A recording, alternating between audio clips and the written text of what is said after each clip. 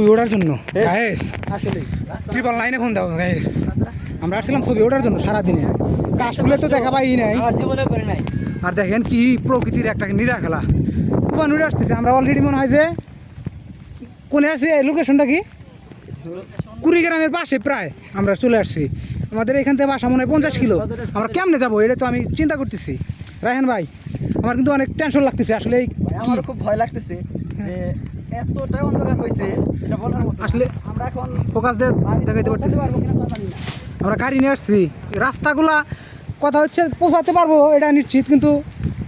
রাস্তাগুলো দেখেন ভাই রাস্তাগুলো দেখে তো মনে করেন খুবই ভয়ানক এখানে বৃষ্টি হইলে রাস্তাতে খুবই করুণ অবস্থা থাকবে পিচ্ছিল ভাঙ্গাচূড়া যাই হোক প্রত্যন্ত অঞ্চল চরের এক কোনার মধ্যে আমরা পড়ে আছি কাশফুলের ছবি ওঠার জন্য আসছিলাম কিন্তু দুর্ভাগ্যবশত আর হলো না এই দেখেন এই রাস্তা দিয়ে কি যাওয়া ঠিক হবে তোমার উড়ে আসতেছে গায়েস দেখতে পারতেছেন গায়েস যাওয়া কি ঠিক হবে বলেন আপনারা বলেন কি বাতাসের অবস্থা দেখেন শোলাগুলো পড়ে গেছে গায়েস আমরা এখন কি করব অবস্থা খুবই খারাপ রাহেন ভাই তুফান উড়ে আসছে তুফান এই হলো আকাশের অবস্থা আমরা এখন কি করব এখানে দেখেন কি অন্ধকার হয়ে আসছে এখন কিন্তু দিনের বেলা এই যে মামু আসতেছে মামু ড্রোন ক্যামেরা নিয়ে আসছিল আর আমি ডিএসএলআর নিয়ে আসছিলাম কাশফুলের ছবি ওঠার জন্য কিন্তু আর হলো না এই পাশে দেখেন এই যে শোলাগোনা কিন্তু সব পড়ে গেছে এই পাশে মামু রায়হান ভাই দুলাল ভাই এই দেন লাইভ প্রুফ কি লেভেলের বাতাস এটা না দেখলে বুঝতে পারবেন না প্রচণ্ড বাতাস প্রচণ্ড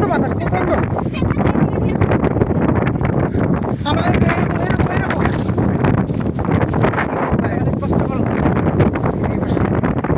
এখন কি যাওয়া ঠিক হবে ওরে ভাই ভয়ঙ্কর বেগ মনে হচ্ছে যে আকাশ থেকে এক দৈত্য নামে আসতেছে খুবই ভয়ঙ্কর অবস্থা আমরা 50 কিলোমিটার দূর থেকে আসছিলাম কাশফুলের ছবি ওঠার জন্য কিন্তু দুর্ভাগ্যবশত আমরা ছবি উঠতে পারি নাই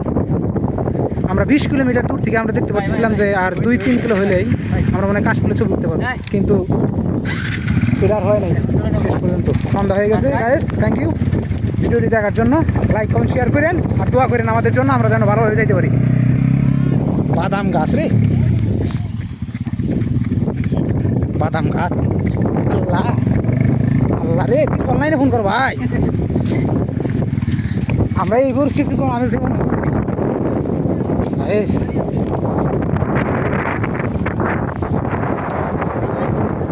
আরে না থাকা